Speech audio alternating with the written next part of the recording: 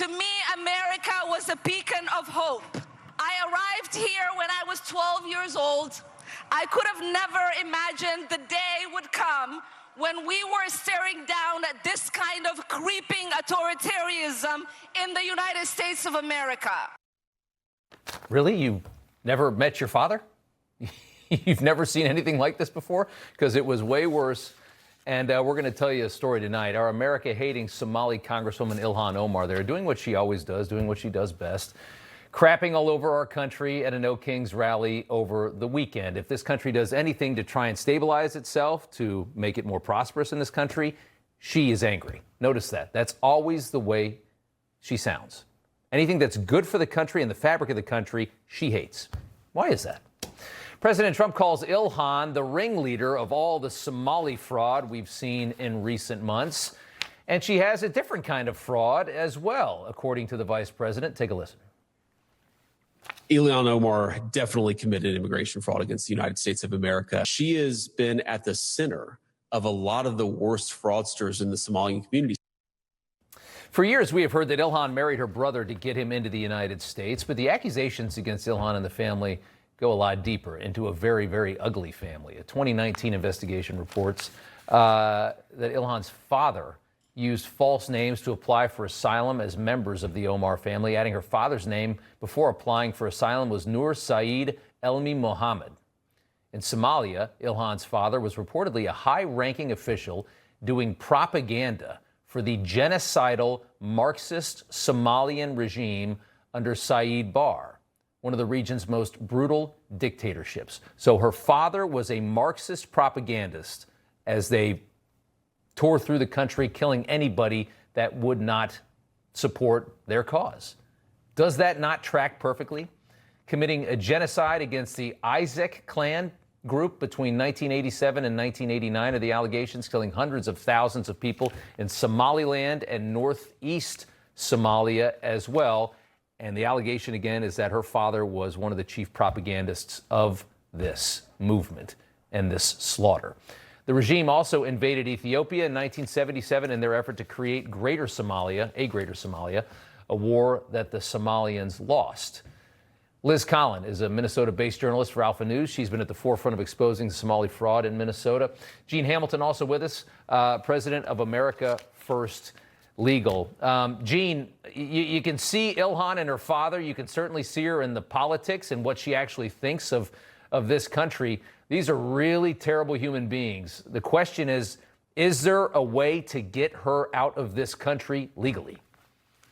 I think that there could be, based on her engaging in alleged marriage fraud after the fact. Now, look, it might be tougher with respect to her individual coming to the United States initially with her father. If they go after her father's lies, if they go after her family's lies, then perhaps there's a way to get at that. But the allegations, of course, are that she engaged in significant marriage fraud when she was an adult, when she was of age.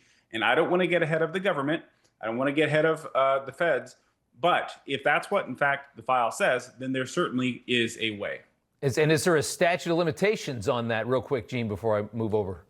Look, there's no statute of limitations on committing fraud in the immigration process, especially in the naturalization process, which, of course, she's a citizen to become a member of the House of Representatives. So certainly there's ways to get at things. So they just got to pull that. They got to find that file, pull it, and prove it, I guess.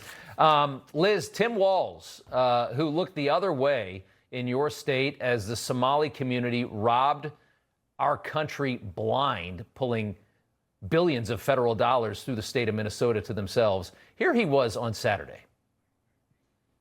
A special acknowledgement that we will never leave the side of our Somali Minnesotans. Our Somali Minnesotans, your great-grandchildren will still be here when that orange clown is in the dustbin of history. What's your reaction to that? And to the people of Minnesota, how do you think they would react to that? Obviously, his political career is over, but he's still defending this thing that he allowed.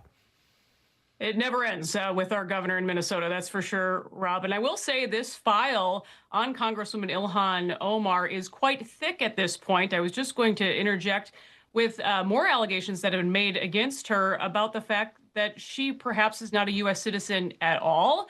This is because she claimed that she naturalized through her father. We've done extensive reporting on this at the time she was 17. However, magically, once these allegations came to light, her birth date changed because it turns out she was actually 18, therefore not eligible to naturalize through her father and apply for citizenship at that period. There was someone running against her years ago that brought this forward, and it was 2 days after a social media post basically showing how she was claiming that it's not possible for her to be a U.S. citizen under this current birth date she was giving as a House representative at the time. So you could see in just the course of 2 days how her websites all changed.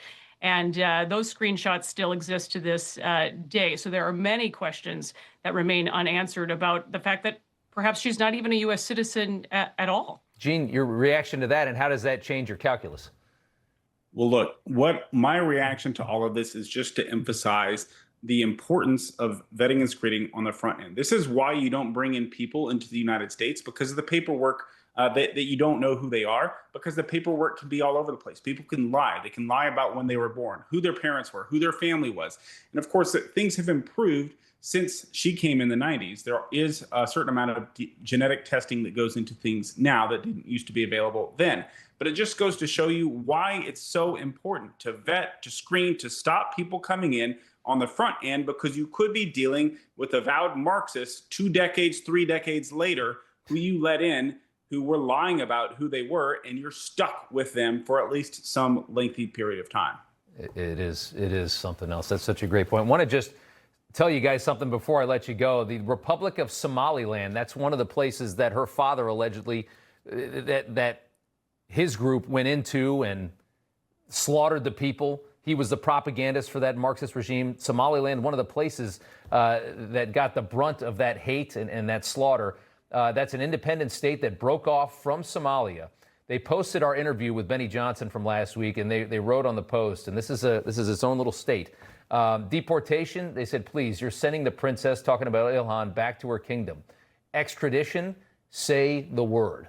So this is a state here that would love to have Ilhan Omar. Just an interesting post we caught on Twitter. I got to leave it there. Liz Collin, thanks so much. Gene Hamilton, good to see you. Appreciate it, guys. Thanks. You know, everybody's reporting the same stories, the same spin. You turn the channel, it's always the same. But not us. We're different. We report the real news. No spin, just the facts.